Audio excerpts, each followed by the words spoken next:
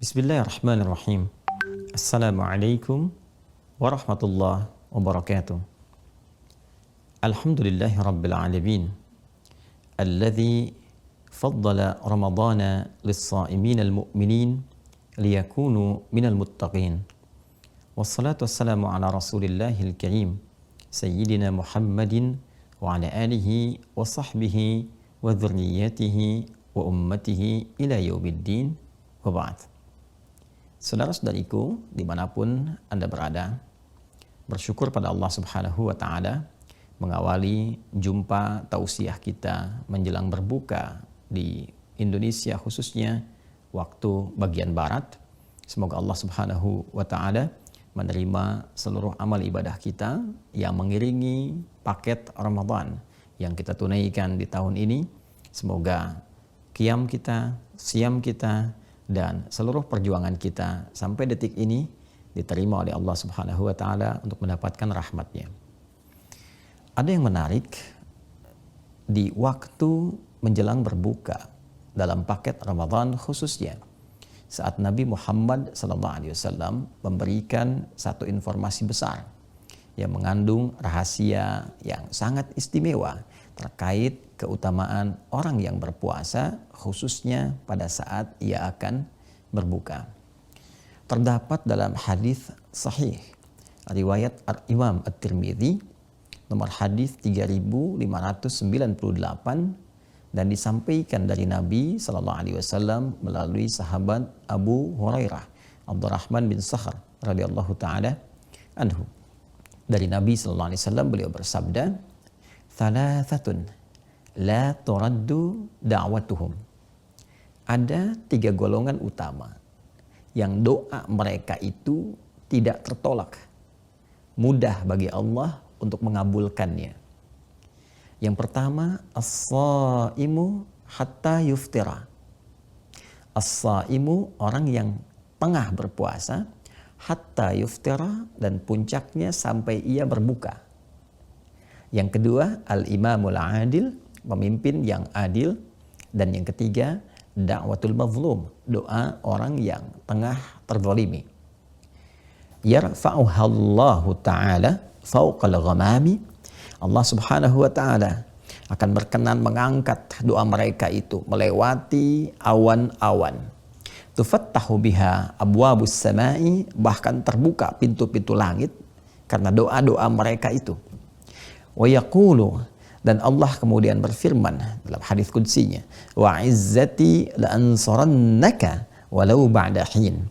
Demi keagunganku, kata Allah, aku akan tolong kamu, aku akan kabulkan doamu walaupun sekejap saat ini, walaupun setelah sesaat, setelah sampai aku kabulkan. 3 golongan ini yang menarik. Pertama disebutkan adalah golongan yang tengah menunaikan ibadah puasa. Golongan yang disebutkan oleh Nabi SAW tengah berjuang untuk mendekat kepada Allah. Dalam hadis yang lain, meninggalkan makannya, minumnya, syahwatnya demi meraih kedekatan, demi mendapatkan ridha dan pahala dari Allah Subhanahu wa Ta'ala. Maka orang-orang yang meninggalkan larangan-larangan Allah, bahkan meninggalkan makanan untuk sementara waktu, minumnya, syahwatnya, mencegah dari perbuatan buruk, meningkatkan amal solehnya, dan dilakukan karena Allah.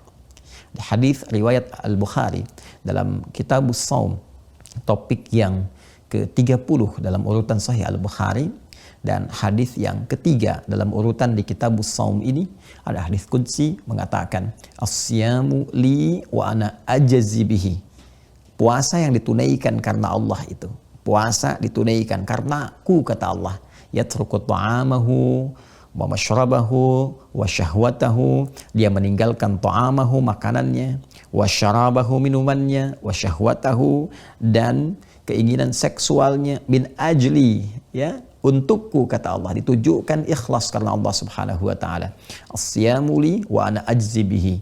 Dia tunaikan puasa untukku, maka aku yang memberikan pahalanya, aku yang memberikan balasannya secara langsung. Maka di antara balasan itu diapresiasi langsung melalui sabda Nabi SAW. diberikan oleh Allah muqaddimahnya, pendahuluannya berupa pengabulan doa yang cepat luar biasa, yang kilat menembus langit, melewati awan-awan yang berjejer rapi itu. Nabi menyampaikan thalathatun, 3 golongan, la turaddu da'watuhum, yang tidak tertolak doa mereka, cepat dijawab. Urutan pertamanya as-shaima, orang yang puasa sesuai dengan ketentuan, sesuai dengan aturan, dia ikhlas menunaikan, dilakukan karena Allah, hatta yuftira, maka doanya sampai dia berbuka, dan puncaknya saat akan berbuka itu tidak tertolak.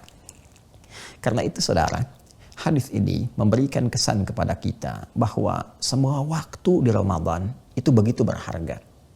Bahkan ada penekanan-penekanan tersendiri.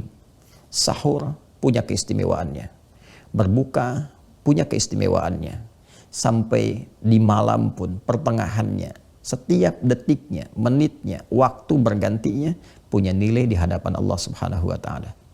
Dan kini waktu-waktu menjelang berbuka, saat-saat ini kita sedang berinteraksi, berbincang, ada informasi yang sangat penting yang ditekankan oleh Rasulullah SAW.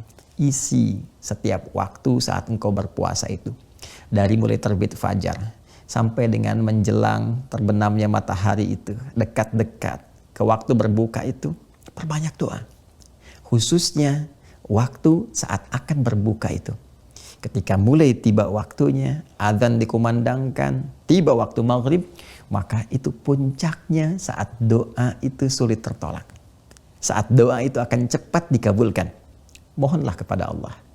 Mintakan apa yang boleh jadi selama ini. Hajat kita yang dulu ingin dimohonkan, yang boleh jadi belum sampai kita terima, belum terkabulkan karena alasan-alasan tertentu yang sesuai dengan maslahat kita. Mintakan saat ini. Boleh jadi ini waktunya. Boleh jadi ini kesempatannya. Dengan menunaikan ibadah siam itu, kemudian kita bermohon, dan puncak saat berbuka, maka disifati di hadis lain. Di Al-Bukhari nomor hadis 1904. Di hadis Muslim nomor hadis 1151. Dan periwayatnya itu sama. Sahabat Abu Hurairah Abdurrahman bin Sahar radhiyallahu taala anhu, seakan-akan hadis satu dengan yang lainnya saling mengonfirmasi. Bila yang pertama tadi menyampaikan 3 golongan yang doanya tidak tertolak dan puncak pertamanya orang puasa, maka dikonfirmasi di Al-Bukhari, dikonfirmasi di hadis Muslim, keadaan doa yang bermohon yang sulit tertolak ini, yang cepat dikabulkan ini adalah satu di antara 2 kebahagiaan yang diraih oleh setiap insan beriman yang menunaikan ibadah siam. Lis-shaimi farhatani. Nabi SAW menyampaikan, kata sahabat Abu Hurairah radhiyallahu taala anhu, lis-shaimi, bagi setiap orang puasa itu farhatani, ada 2 kebahagiaan. Farhatun bi fitrihi aw 'inda fitrihi aw kama qala Rasulullah SAW. Kebahagiaan pertama yaitu akan dirasakan pada saat dia berbuka. Wa farhatun yaumal qiyamati, dan kebahagiaan kedua yaitu di hari kiamat ketika dia membawa hasil puasanya dan menerima balasan pahalanya di sisi Allah Subhanahu wa taala. Yang paling menarik adalah bagian pertama dari hadis ini, farhatun 'inda fitrihi atau farhatun bi fitrihi. Kebahagiaan pertama dia raih saat dia berbuka itu. Mengapa orang puasa bahagia saat dia berbuka? Bukan sekedar puasanya tuntas ditunaikan, menahan laparnya, hausnya, menahan syahwatnya, semua itu berhasil dia tunaikan dengan baik. Perjuangan dia telah lalui. Begitu berbuka dan diawali dengan adzan itu sebagai penanda Allahu Akbar, Allahu Akbar, senang, nyaman, enak, nikmat, sampai-sampai terasakan tenggorokan sebentar lagi ini keringnya itu akan hilang. Ya, dahaganya itu akan hilang, haus itu akan sirna, sebentar lagi bisa minum, bisa makan, bisa cicipi ini dan itu, ya. Sehingga kita katakan dhahabadh dhama'u wabtallatil uruqu wa thabatal ajru insyaallah, kan? Bukan hanya itu. Tapi puncak kebahagiaannya adalah pada saat doa yang ia panjatkan itu berpotensi cepat dikabulkan oleh Allah Subhanahu wa taala. Benar, orang puasa jangankan minum, dengar adzan saja, itu setengah hausnya bisa hilang. Setengah laparnya bisa hilang. Karena itu dia berkata, "Dhahabadh dhama'u wa batallatil uruqu." Kering tenggorokan itu, rasa haus itu akan sirna sebentar lagi. Dengan mendengar adzan, hilang tuh. Ya. Tapi yang kedua itu, yang paling penting untuk kita ketahui, bahwa ada doa yang pada saat bersamaan itu akan dikabulkan. Ada keinginan-keinginan kita yang sulit untuk tertolak. Dengan syarat yang pertama, benar kita menunaikan puasanya. Karena tidak semua orang-orang yang diberi kesempatan untuk berdoa itu boleh jadi cepat terkabul karena syarat yang mengiringinya tidak ditunaikan dengan baik. Karena ketentuannya tidak dijaga dengan sempurna. Karena itu kalimatnya diikat dengan turunan derivasi kata shoma yasumu dengan siam dan soim untuk memberikan kesan bahwa ikuti puasa itu sesuai dengan aturannya. Tunaikan sesuai dengan ketentuannya. Jauhi hal yang membatalkan, terlebih yang merusak. Tingkatkan amal soleh. Isi dengan introspeksi. Isi dengan kekuatan iman. Man shoma ramadhana imanan wahtisaban. Itu kuncinya.